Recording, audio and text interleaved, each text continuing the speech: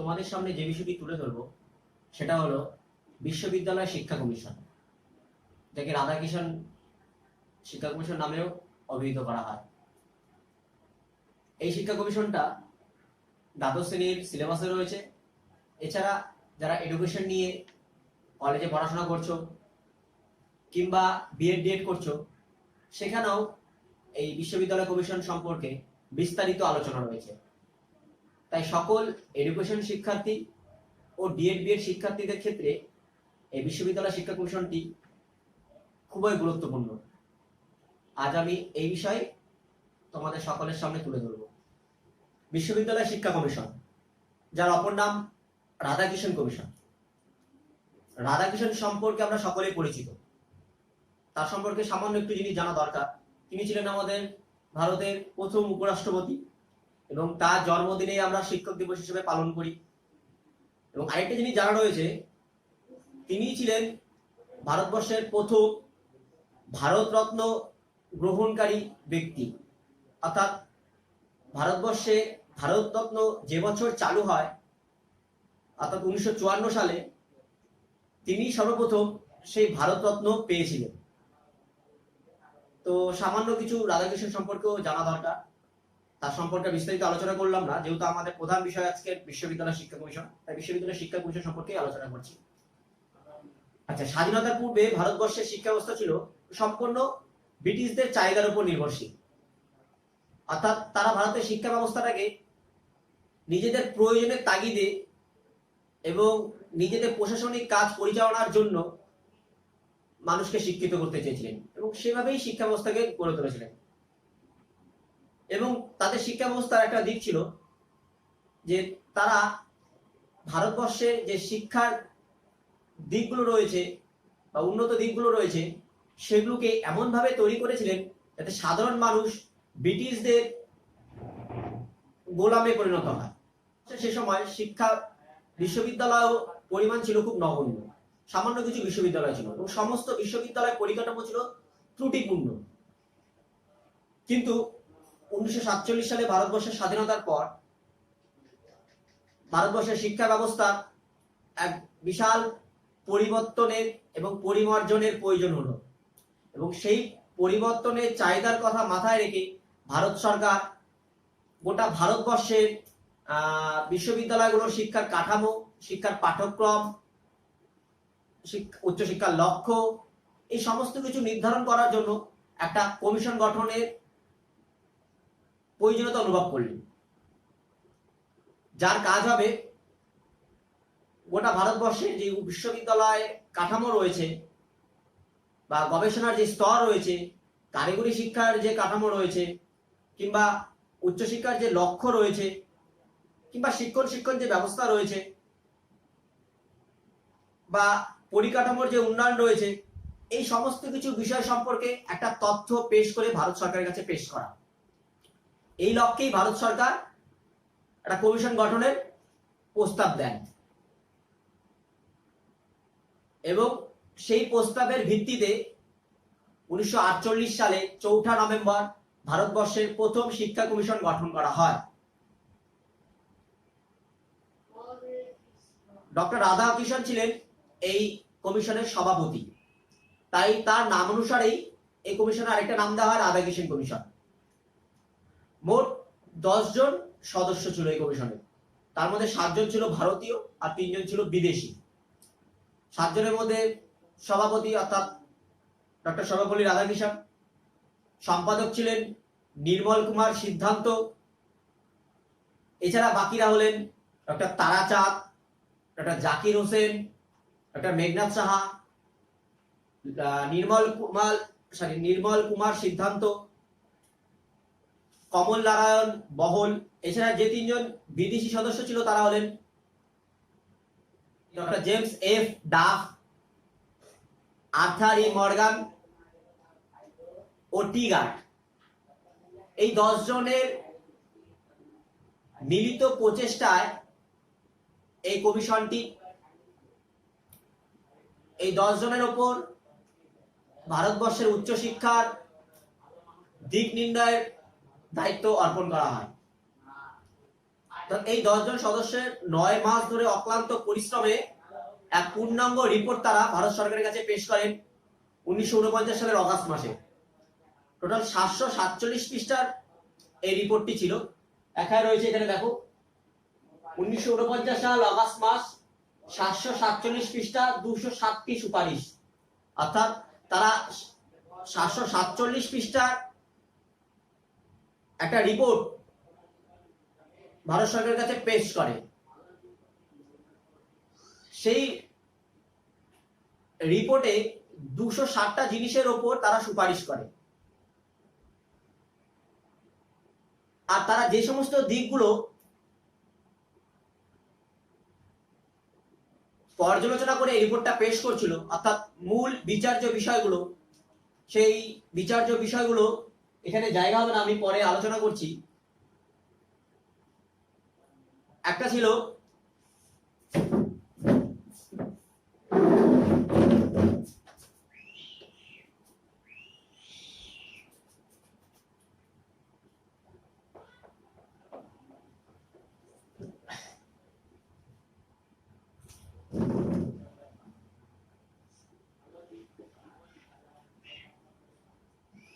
বিচার্য বিষয়। এ নাম্বার উচ্চশিক্ষার লক্ষ্য নির্ধারণ, বি নাম্বার বিশ্ববিদ্যালয়ের পরিকাঠামো উন্নয়ন ও পরিচালন ব্যবস্থা, সি নাম্বার পরীক্ষা ব্যবস্থা ও মূল্যায়ন ব্যবস্থার উন্নয়ন, ডি নাম্বার শিক্ষক শিক্ষণ ব্যবস্থা, ই নাম্বার পাঠ্যক্রম ও শিক্ষার মাধ্যম নির্ধারণ, এফ নাম্বার ধর্মীয় ও নৈতিক শিক্ষা ব্যবস্থা। আরো আছে, বোর্ডটা যেহেতু ছোট তাই সমস্তটা একটা বোর্ডের মধ্যে করা সম্ভব হচ্ছে না, এটুকুটা আলোচনা করছি, তারপরে বাকিগুলো আমি এটুকু মুছিয়ে তারপরে আলোচনা করছি। জি নাম্বার নারী শিক্ষার মান উন্নয়ন,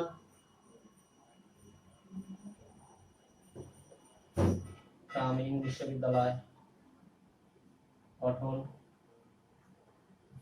কি কি বললো প্রথমে? নারী শিক্ষার মান উন্নয়ন, অর্থাৎ ভারতবর্ষে যে নারী শিক্ষা প্রচলিত ছিল সে শিক্ষার আরো উন্নত করা, সে সম্পর্কে তারা তথ্য অনুসন্ধান করলো। বিভিন্ন বিশ্ববিদ্যালয়ে তারা ঘুরে ঘুরে সেখানকার নারী শিক্ষার মান কেমন, সেখানে কেমন সংখ্যক নারীরা শিক্ষিত, এই সমস্ত কিছু তথ্যগুলো জোগাড় করা শুরু করলো তারা। তারপর কি বলেছে? ভারতীয় সংস্কৃতির সংরক্ষণ, প্রাচীন ভারতের সংস্কৃতির সংরক্ষণের জন্য প্রয়োজনীয় কি কি ব্যবস্থা নেওয়া যেতে পারে সেই সম্পর্কে তারা বিভিন্ন অনুসন্ধান করলো, প্লাস তথ্য সংগ্রহ করে সেগুলোকে কিভাবে পাঠ্যক্রমের মাধ্যমে সংরক্ষণ করা যায় সেই সম্পর্কে বিস্তারিত তারা আলোচনা করলো। তারপর কি বলেছে? গ্রামীণ বিশ্ববিদ্যালয় গঠন, দুবার করে লিখে দিয়েছি গ্রামীণ বিশ্ববিদ্যালয় গঠন।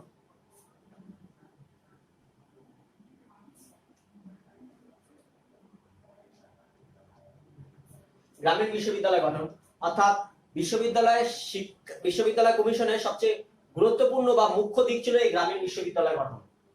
অর্থাৎ তারা গ্রামীণ বিশ্ববিদ্যালয় সম্পর্কে একটা পূর্ণাঙ্গ তথ্য পেশ করেছিল, যার জন্য বিশ্ববিদ্যালয় শিক্ষা কমিশনটা বেশি গুরুত্বপূর্ণ লাভ করেছে এই গ্রামীণ বিশ্ববিদ্যালয়ের জন্য, যেটা আমি একটু পরবর্তীকালে বিস্তারিত আলোচনা করছি। তারপর কি বলেছে? শিক্ষকদের বেতনের ক্রম নির্ধারণ, অর্থাৎ শিক্ষকদের একটা নির্দিষ্ট বেতনের মান নির্ধারণ করা, মান ঠিক করা। তারপর কি বলেছে? ছাত্রাবাস অর্থাৎ হোস্টেলের ব্যবস্থা করা বিশ্ববিদ্যালয়গুলিতে। তারপর কি বলেছে?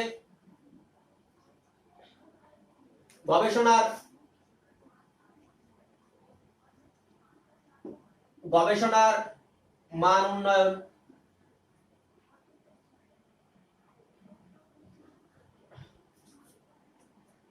অর্থাৎ উচ্চশিক্ষার একটা গুরুত্বপূর্ণ দিক হলো গবেষণার মান উন্নয়ন করা। যে কোনো দেশ উন্নত শিখরে পৌঁছতে গেলে সেই দেশের গবেষণার দিক থেকে বিশেষ গুরুত্বের সঙ্গে বিচার করা দরকার, কারণ গবেষণার পরিপ্রেক্ষিতেই একটা ভারতবর্ষে কোনো একটা দেশে উন্নত বা উন্নয়ন হওয়াটা অনেকটা নির্ভর করে। তাই গবেষণার মানটাকে উন্নয়ন করার জন্য যা ধরনের পদক্ষেপ গ্রহণ করা দরকার সেই সম্পর্কিত তারা বিস্তারিত আলোচনা করেছে এবং বিভিন্ন জায়গা থেকে তথ্য অনুসন্ধান করেছে। তো এই ছিল বিশ্ববিদ্যালয় শিক্ষা কমিশনের মূল বিচার্য বিষয়, অর্থাৎ তারা এই সমস্ত বিষয়গুলো সম্পর্কে পূর্ণাঙ্গ তথ্য জোগাড় করেছে। তথ্য জোগাড় করে নিজেদের মধ্যে একটা আলোচনা করে নিয়ে তারপর সরকারকে 747 পৃষ্ঠার একটা পূর্ণাঙ্গ রিপোর্ট পেশ করেছে এবং সেখানে 260টা বিষয়ে গুরুত্বপূর্ণ সুপারিশ করা হয়। তার মধ্যে প্রধান প্রধান যে সুপারিশগুলো খুবই গুরুত্বপূর্ণ সেগুলো আমি এখানে আলোচনা করলাম, এগুলো পরবর্তীকালে আমি একটা একটা করে ডিসকাস করব। প্রথমে ছিল আমরা দেখেছি শিক্ষার লক্ষ্য নির্ধারণ করা।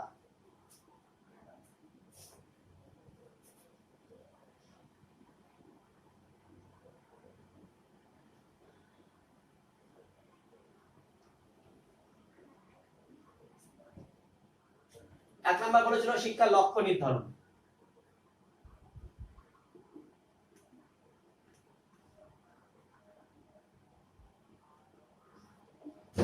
শিক্ষার লক্ষ্য নির্ধারণ সম্পর্কে তারা বিস্তারিত আলোচনা করেছিল।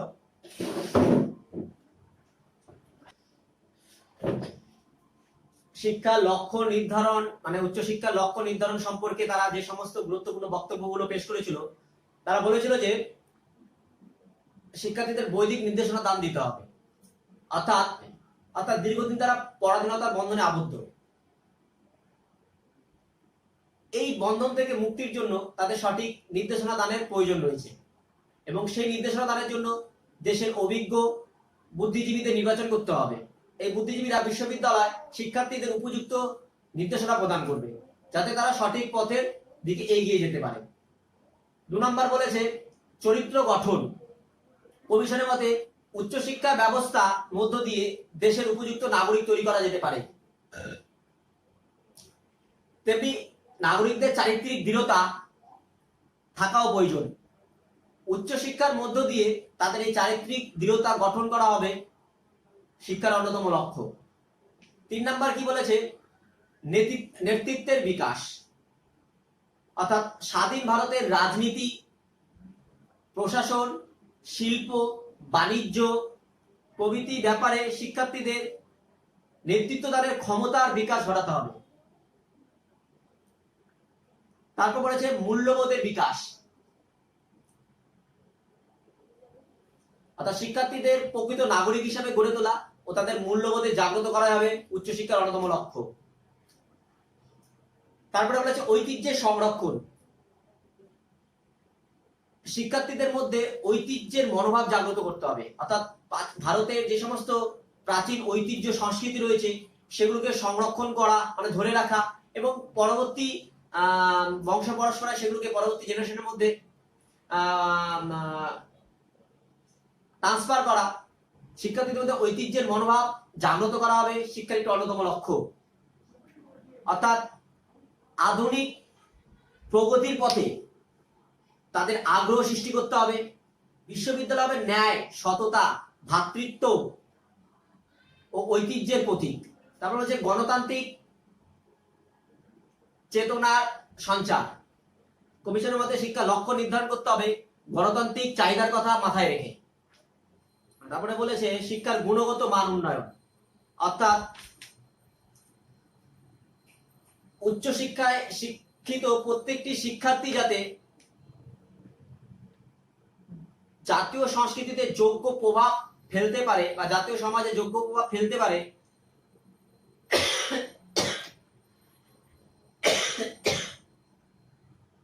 তার উপযোগী শিক্ষার কাঠামো গড়ে তুলতে হবে। এছাড়া বলেছে বৃত্তি ও কারিগরি শিক্ষার সম্প্রসারণ ঘটানো, অর্থাৎ শিক্ষার্থী যাতে বৃত্তি কারিগরি শিক্ষার প্রতি আগ্রহ বোধ করে সেভাবে শিক্ষার লক্ষ্যটাকে স্থির করতে হবে। এই হলো শিক্ষার লক্ষ্য সম্পর্কিত সুপারিশ। তারপর কমিশন বলেছে শিক্ষার পাঠ্যক্রম সম্পর্কিত সুপারিশ।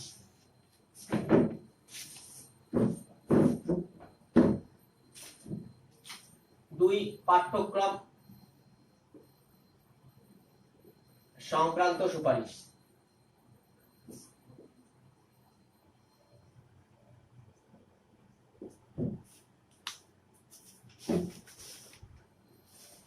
পাঠ্যক্রমের সুপারিশ করতে গিয়ে তারা বলেছে যে প্রাথমিক, মাধ্যমিক ও উচ্চশিক্ষা স্তরে কৃষি বিদ্যা চর্চার ব্যবস্থা করতে হবে।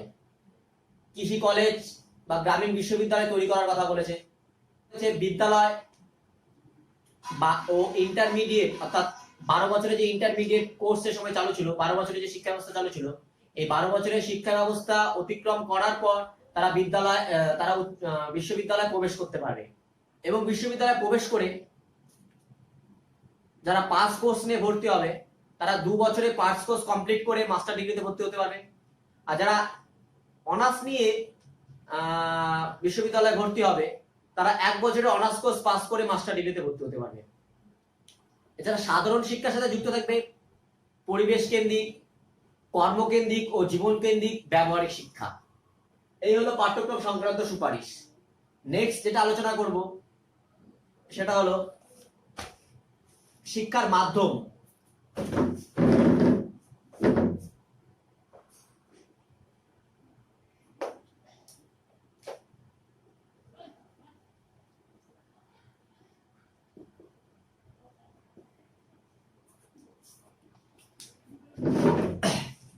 কমিশন মাধ্যমিক স্তর থেকে উচ্চশিক্ষা স্তর পর্যন্ত 3টি ভাষার সুপারিশ করেছে, অর্থাৎ ত্রিভাষা নীতির কথা বলেছে এখানে। এই ত্রিভাষা নীতির মধ্যে প্রথম ভাষা থাকবে মাতৃভাষা বা আঞ্চলিক ভাষা, অর্থাৎ যে ভাষা আমরা কথা বলি সেই ভাষা থাকবে। দ্বিতীয়ত থাকবে রাষ্ট্রীয় ভাষা, অর্থাৎ যদি আমাদের রাষ্ট্রীয় ভাষা হিন্দি হয় তাহলে রাষ্ট্রীয় ভাষা হিন্দি। তৃতীয়ত থাকবে একটা ইউরোপীয় ভাষা, অর্থাৎ এখানে ইউরোপীয় ভাষা হিসেবে ইংরেজির কথাই তুলে ধরা হয়েছে। এই 3টা ভাষার শিক্ষার কথা এখানে বলা হয়েছে।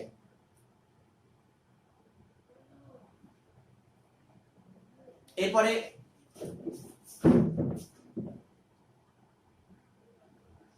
শিক্ষক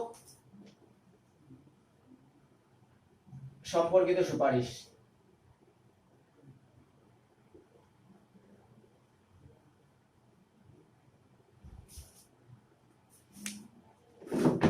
কমিশন বলেছে যে শিক্ষার মান নির্ভর করে শিক্ষকের মেধার উপর।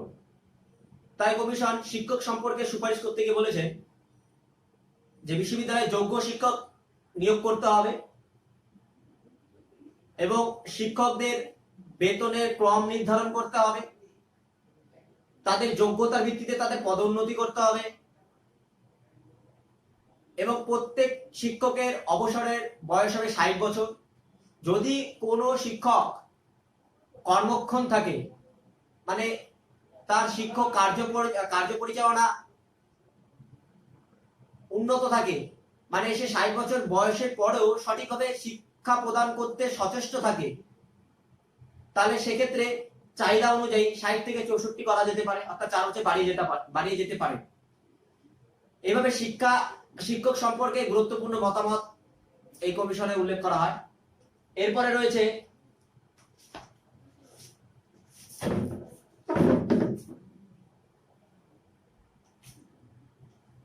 নারী শিক্ষা।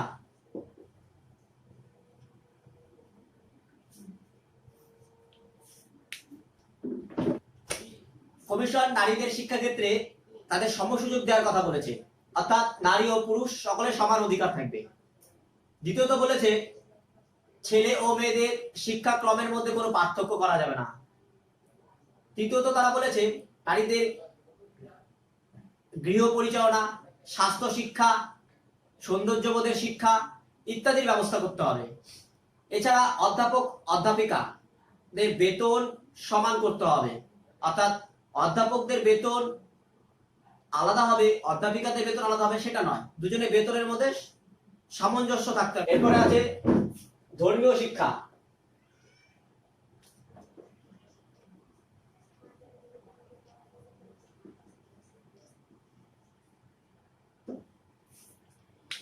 কমিশন ধর্মীয় শিক্ষা সম্পর্কে গুরুত্বপূর্ণ সুপারিশ করেছে। মানে কমিশন এখানে বলতে চেয়েছে যে প্রত্যেকটা বিশ্ববিদ্যালয় বা শিক্ষা প্রতিষ্ঠান কাজ শুরু হওয়ার পূর্বে কয়েক মিনিট করে নীরব প্রার্থনা করতে হবে। তারপর বলেছে ডিগ্রি কলেজের প্রথম বছর মানে মনীষীদের জীবনী পাঠ করাতে হবে। তারপর তৃতীয় বছরে বলা হয়েছে প্রত্যেক ধর্মগ্রন্থ থেকে বিশ্বজনীন আবেদনগুলি সংকলন করতে হবে। বছরে বিভিন্ন ধর্মীয় গ্রন্থের ধর্মীয় সমস্যাগুলো সম্পর্কে বিস্তারিত আলোচনা করা হবে। এই হলো ধর্মীয় শিক্ষা সম্পর্কিত বিশ্ববিদ্যালয় কমিশনের সুপারিশ। এরপরে আছে গ্রামীণ বিশ্ববিদ্যালয়।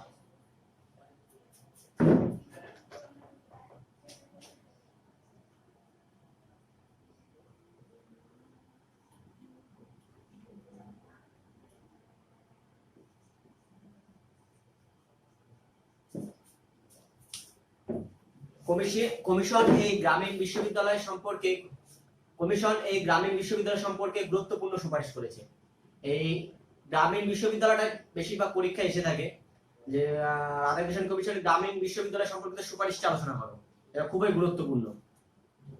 তো তিনি যে গ্রামীণ বিশ্ববিদ্যালয় সুপারিশ করেছিলেন সেখানে আলোচনা করেছিলেন যে আমাদের দেশে গ্রামীণ বিশ্ববিদ্যালয় তৈরি করতে হবে এবং এই গ্রামীণ বিশ্ববিদ্যালয়টি ডেনমার্কের যে গণ কলেজ রয়েছে এবং গান্ধীজির যে বুনিয়াদী শিক্ষা পরিকল্পনা ছিল তার আদর্শে তৈরি করতে হবে। অর্থাৎ সেখানে ডেনমার্কের গণ কলেজে যে ধরনের শিক্ষা ব্যবস্থা প্রচলিত ছিল কিংবা গান্ধীজির বুনিয়াদী শিক্ষা পরিকল্পনায় যে ধরনের শিক্ষা ব্যবস্থা প্রচলনের কথা বলেছিল সেই আদর্শে সেই ধরনের শিক্ষা ব্যবস্থার প্রচলনের কথা তিনি বলেছেন।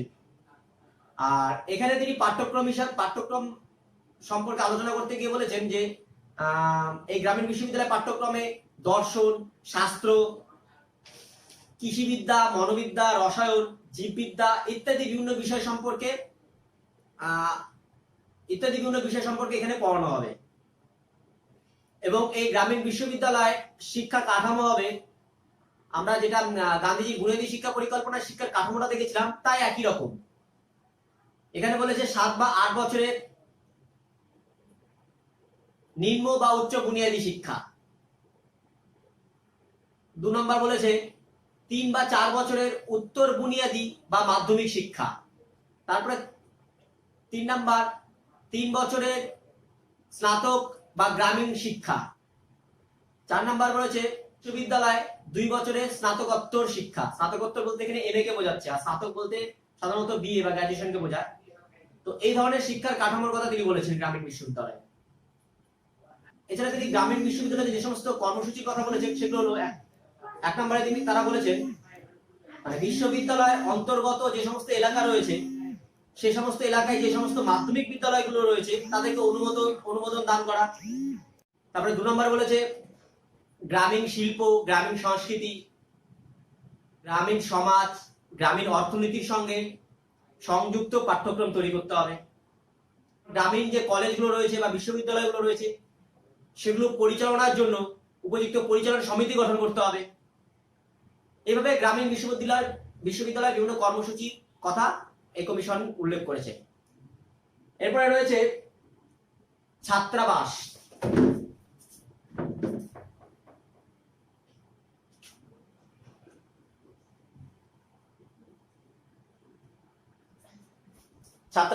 ছাত্রাবাস বলতে হোস্টেলের কথা বলা হয়। অর্থাৎ এই কমিশন বিশ্ববিদ্যালয়ে যাতে ছাত্রছাত্রীদের থাকার জন্য উপযুক্ত হোস্টেলের ব্যবস্থা থাকে সেই সম্পর্কিত সুপারিশ করেছে। এটা তেমন বিস্তারিত আলোচনা নেই।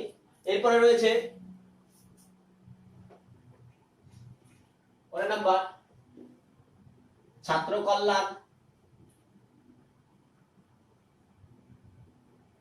ও শরীরচর্চা।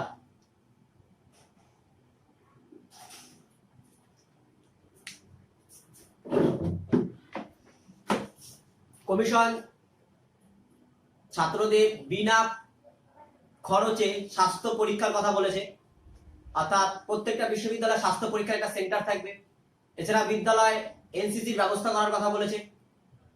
আর ছাত্র কল্যাণের উদ্দেশ্যে প্রত্যেকটা বিদ্যালয়ে ছাত্র সংসদ গঠনের কথা তারা উল্লেখ করেছে। এইভাবে কমিশনের সদস্যরা বিভিন্ন রকম তথ্য সংগ্রহ করে তারই ভিত্তিতে একটা পূর্ণাঙ্গ রিপোর্ট তৈরি করে সরকারের কাছে পেশ করেছিল এবং কি কি পরিবর্তন করতে হবে, কি কি পরিমার্জন করতে হবে সেই সম্পর্কিত বিভিন্ন সুপারিশ তারা দিয়েছিল।